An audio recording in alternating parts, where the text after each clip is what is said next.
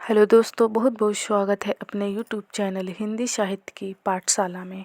आज मैं आपके लिए भारतीय युग के महत्वपूर्ण पॉइंट लेके आई हूँ, जैसे कि भारतीय युग के कौन कौन से लेखक हैं और उनकी रचनाएं कौन कौन सी हैं, और देखने वाले हैं कि भारतीय युग का काल विभाजन एवं नामकरण।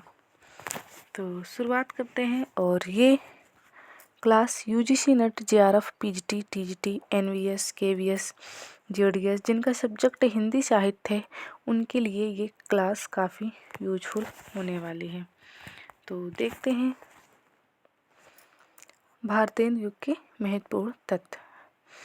पहला पॉइंट हमारा कि रीतिकाल की समाप्ति के बाद तथा भारतीय युग के आरंभ के पूर्व का काल साहित्यिक दृष्टि से भारतीय पूर्व काव्यधारा के नाम से जाना जाता है, जिसकी समय सीमा सामान्यतः 1843 से 1867 ईस्वी तक मानी जाती है। तो आप इसको भी ध्यान में जरूर रखिएगा।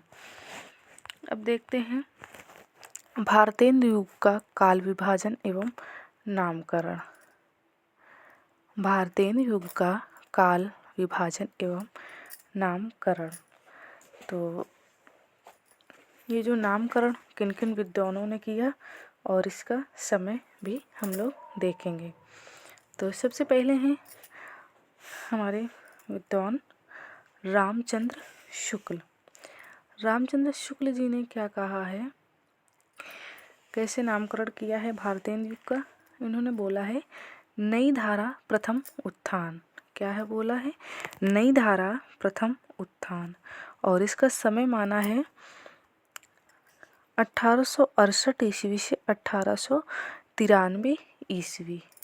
आप नोट करना चाहें भी तो नोट कर सकते हैं। फिर अगले जो हमारे विद्वान हैं रामविलास शर्मा। इन्होंने नवजागरण कहा है। रामविलास शर्मा नवजागरण, और इन्होंने इसका समय माना है 1868 से 1900 ईस्वी माना है। फिर अगले जो हमारे राइटर हैं वो हैं मिश्र बंधु। मिश्र बंधु ने वर्तमान काल कहा है। क्या कहा है मिश्र बंधु ने, वर्तमान काल, और इसका समय माना है 1869 से 1888 ईस्वी।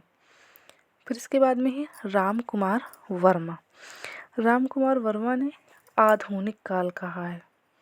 क्या कहा है राम कुमार वर्मा ने, आधुनिक काल, और इसका समय माना है इन्होंने 1870 से 1900 ईस्वी।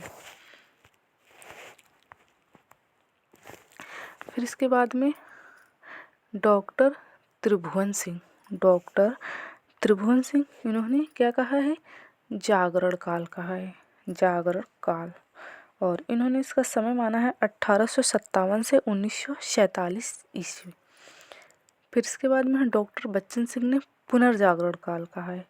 क्या कहा है, पुनर्जागरण काल, डॉक्टर बच्चन सिंह, और इसका प्रकाशन वर्ष क्या है 1857 से 1900 ईस्वी माना है। 1857 से 1900 ईस्वी माना है। तो ये हो गए हमारे भारतीय युग का काल विभाजन एवं नामकरण कैसे हुआ और किन किन विद्वानों का नाम आता है, और इसका प्रकाशन वर्ष भी ध्यान में रखिएगा। अब देखते हैं भारतीय युगीन रचनाकार एवं उनकी रचनाएं। भारतीय युगीन रचनाकार एवं उनकी रचनाएं। जो पहले हमारे राइटर हैं वो हैं बद्री नारायण चौधरी प्रेमगन। इनकी कौन कौन सी रचनाएं हैं, जीर्ण जनपद, आनंद अरुणोदय, हार्दिक हर्षादर्श, मयंक महिमा, अलौकिक लीला।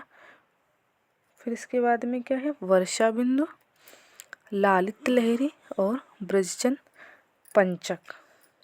तो ये हो गई हमारी बद्री नारायण चौधरी प्रेमघन की रचनाएं। इसके बाद में है प्रताप नारायण मिश्र। प्रताप नारायण मिश्र की कौन कौन सी रचनाएं हैं? इनकी रचना है प्रेम पुष्पांजलि, मन की लहर, श्रृंगार विलास और हर गंगा। प्रताप नारायण मिश्र के कौन कौन सी रचनाएं होंगी? प्रेम पुष्पांजलि, मन की लहर, श्रृंगार विलास, हर गंगा। फिर इसके बाद में आते हैं ठाकुर जगमोहन सिंह। ठाकुर जगमोहन सिंह की कौन कौन सी रचनाएं हैं? ऋतु सहार। ऋतु सहार जो ये रचना है ठाकुर जगमोहन सिंह की, ये अनुदित नाटक है और अनुदित ये रचना है और इसका प्रकाशन वर्ष है 1876 ईस्वी। फिर इसके बाद में है प्रेम संपत्ति लता। प्रेम संपत्ति लता, इसका प्रकाशन वर्ष है 1885 ईस्वी। फिर इसके बाद में श्यामलता। श्यामलता के भी 1885 ईस्वी है। फिर श्यामा सरोजनी, इसका प्रकाशन वर्ष है 1886 ईस्वी। फिर इसके बाद में है देवयानी। देवयानी का प्रकाशन वर्ष है 1886 ईस्वी। फिर इसके बाद में मेघदूत। मेघदूत जो ठाकुर जगमोहन सिंह की रचना है, ये अनुदित है और इसका प्रकाशन वर्ष है 1883 ईस्वी। तो आप इसको भी ध्यान में रखिएगा। फिर अगले राइटर हमारे आते हैं अंबिकादत्त व्यास।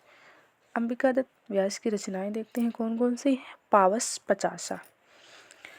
कौन सी रचना है अंबिकादत्त व्यास की? पावस पचासा और इसका प्रकाशन वर्ष है 1886 ईस्वी।